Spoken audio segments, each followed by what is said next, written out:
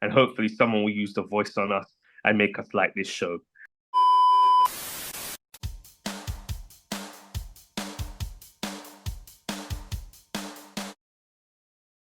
Hello, everyone. Welcome to No Drama, Just Movies, and we are back this week with another TV review. Hit that subscribe button to stay tuned with all the content that we release each and every week in the world of TV and movies. We are here today to review none other than episode 3 of Dune Prophecy. My name is Cameron. Put the blade to your throat, Kelly Smith, and I'm joined by my esteemed colleague here. I should just do it like that. I'm Phil, a Romeo and Juliet in space, Corwin. Oh, that's right. We are here to review episode 3 of Dune Prophecy. Here we are, the halfway point of this mini series. We finally reach halfway. The question is now, what do you think? In fact, you know what? I'm going to start this one off. I'm going to start with what I like about this episode. Yeah, that should be quick. First thing is because clearly I'm very dumb and I didn't realize before. But for me, this was the first time I actually realized that Valya and Tula were sisters. Tula, excuse me. And so for me, this was a great revelation because I did not know that it was actually mentioned before, because everyone calls each other sister here, sister there, sister that, sister this. And so that was a good thing for me. I did enjoy a little bit of the exploration of their origins, of their upbringing, of what eventually led them to the sisterhood, especially Tula, because I feel like she's the one that, she seems a bit more sensitive, a bit more sympathetic, empathetic than Valya. Obviously, we see that a lot with how much she cares for Lila, and obviously the reveal at the end that she's still keeping Lila alive. And quick question: do you believe that Lila will come back alive? Because I do think she will. Yeah. If she's still alive, she's keeping her alive, there has to be a point. I'd be very disappointed if that leads to nothing at all. And from last episode, we still have that revelation that Lila now knows that Valya made Dorothea kill herself. I never want to say this sentence again.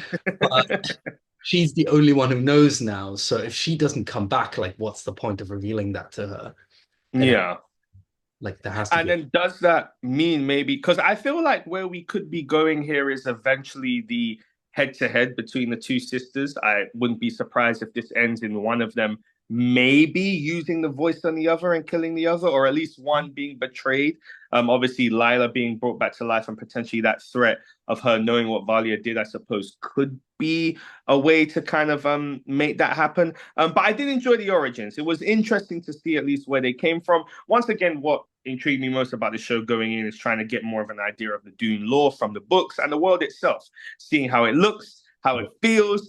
However, I would say that that's my biggest highlight of the show. I think that it's still a tad boring. It's not the most compelling. It still kind of upsets me that I feel like coming off of Denis Villeneuve's Dune Part 1 and Part 2 that I was so excited about this idea of exploring more about the sisterhood and the Bene Gesserit. And I feel like how they've done it in the show is just not as compelling. But I feel like that may be down more so to a writing perspective and to a script perspective more so than the actual lore itself. Obviously, there are books to go off of.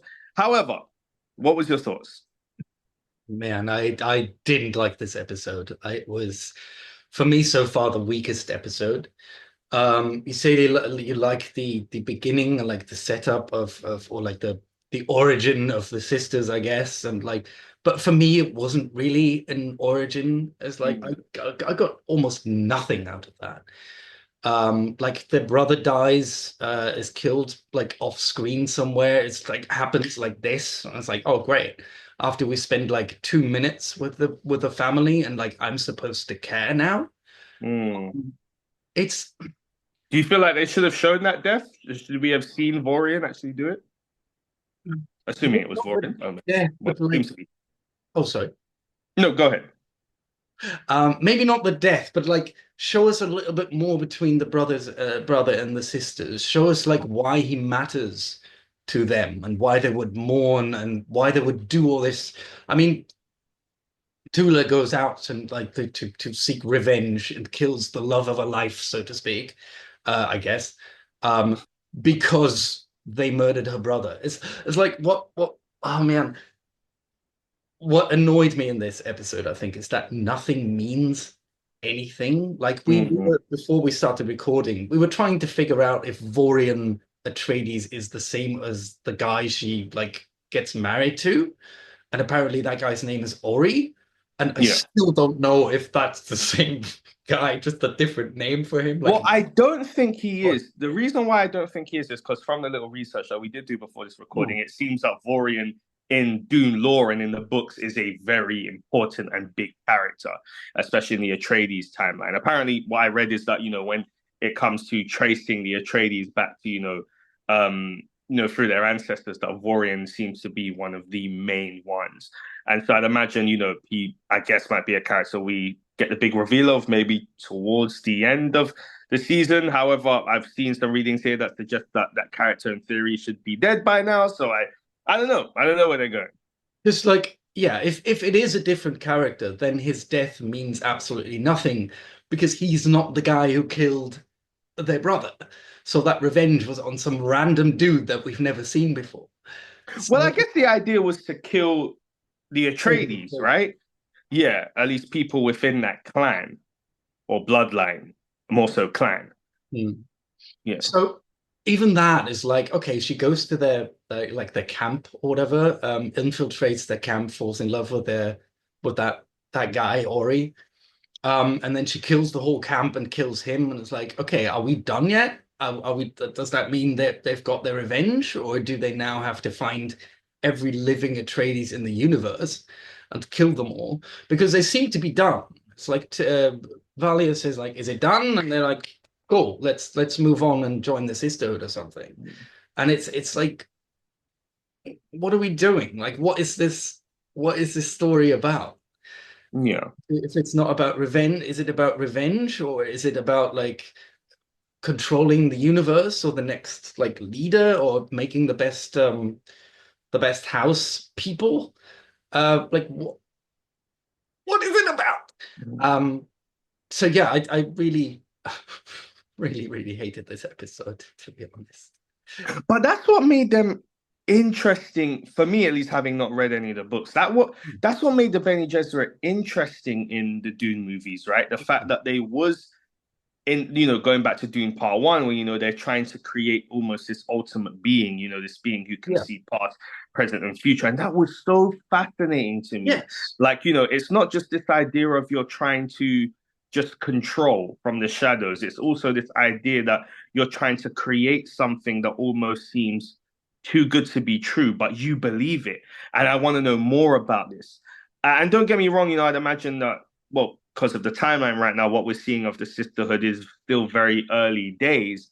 But I'm not really getting it. They just don't feel as compelling or exciting as I thought they would be. Mm. Anytime they start to go into, the genetic coding and try and, mix bloodlines, that I do find quite interesting. But it's when they start to go into, different prophecies and what they're seeing that I kind of want to get to the nitty gritty of really why this is happening. And I don't just like it being, based on the idea, of just a few people coming together, who had some troubled past and now they're just trying to get revenge and control everything. I mean, it could be compelling, but it doesn't feel compelling. Yeah, I like this idea as well that they're trying to like create the next leader or the perfect leader or whatever they're trying to do. But it's the show just jumps around so much that it's like not their only goal apparently. And so it's very confusing as to what they actually wanted. It's very like diluted, I suppose, Good as word. what they looked it up this morning. It's yeah, uh, like what do they want? They want revenge. They want this. They want a new leader. They want to I don't know. I yeah, it's hard to care about these people if you don't know what's happening with them. Yeah. Like you said, it was interesting to see like them with their family and like where they're coming from. But at the end, when older Valya takes this other woman, the sister, whose name I forgot. She takes her along for a ride or for a walk, and she says like sacrifices must be made, sisterhood above all, and all that. And it's like, oh my God, what is she going to do? Is she going to like sacrifice the sister with her, or what's happening? And she just goes back to her dad. I'm like, how is that a Was sacrifice? that her dad or her That uncle? was her dad. Oh, Exactly. so it is her dad. Oh, Like, wow. right? Nothing means Yeah. anything because like we've barely seen her with her dad. But like we didn't get enough of her like, I don't know, hating her dad or not wanting to go back, that this would be a sacrifice. Um Yeah, that's true. this also was like the weakest cliffhanger for me for these three episodes. Like the rest, the other cliffhangers were at least like a little bit more, oh, I'm curious about the next episode now. But right now I'm just like, I don't care about the next episode. Hmm. I don't know what I'm supposed to look forward to. Well, I mean, on that note there, before we wrap up, what would you like to see from the remaining three episodes? For the end, um, I don't know. Just get to I don't know, something. Just get to trying to control the universe or something. Get to the actual like sisterhood moving shit. Like they're supposed to be the people who like who are above everybody else, who are in the background, like weaving their little web, but like using everybody else against themselves. They're supposed to be the great chess players, right? Um, let us see that. Let us see more of that. I agree. I do echo those sentiments. I mean, I feel like I could do with some of the mystique being brought back, but I feel like in order for that to be brought back, you would have to see them go to, as you said, more delve into this idea of the weaving and the maneuvering behind the scenes. And for me, obviously, once again, the magic word law, I would like to see a bit more into, what becomes of the Bene Gesserit in terms of, how their law changes or how they operate, how that changes, and ultimately what it is they're really trying to succeed in doing it. And also, as well, what the actual danger is of like them, because we get this idea that obviously, if they aren't able to, um, you know, basically have their way with the great houses, or at least, you know, get them to do their bidding, so to speak. We get the impression, obviously, if that doesn't happen, then their mission kind of becomes null and void. But I would like to get more of a sense of why that's such a danger. Like, what is really at risk here. But hopefully we'll see it. Hopefully we'll see it. And hopefully good old Vorian will turn up very soon and that will do us. So that will do it then, I suppose, for our review of episode 3 of Dune Prophecy. Time for us to give our review scores of episodes 3 out of 10. How many ices? We love you, Vic. Will you give this episode, excuse me, out of 10? Me? I would give this a terrible 3. I would give this a 3 out of 10 right now. And it should be glad that it's not lower. Like the acting was still fine. I liked some of the, like you said, shots. Some of the like cinematography was good, but I hated the story. I got nothing, absolutely nothing out of it. It was boring at most parts. It was infuriatingly stupid at some parts. Mm. So yeah, a 3 out of 10 from me. Whew. Well, I'm just going to go one above at a 4 ICs out of 10 for me. Simply because, once again, I'm still kind of fishing for that lore and I feel like I'm getting a bit more out of it, but it's more so hope. This review score is more so hope rather than what I'm seeing. So I'm going to go with 4 ICs out of 10 and you're going with 3 ICs out of 10. Well, let's see. We're at the halfway point of this season. Let's see if the last 3 episodes can do some good for us. And hopefully, someone will use the voice on us and make us like this show. So that will do it for our review of episode 3 of Dune Prophecy. Once again, we are No Drama, Just Movies. Please like, comment, share, drop down in the comment section below. Let us know your thoughts on episode 3 and the season as a whole. Let us know what you think should happen or what you'd like to see happen. Drop our channel a lovely little subscribe to stay tuned with all the content we release each and every week in the world of TV and movies. My name is Cameron.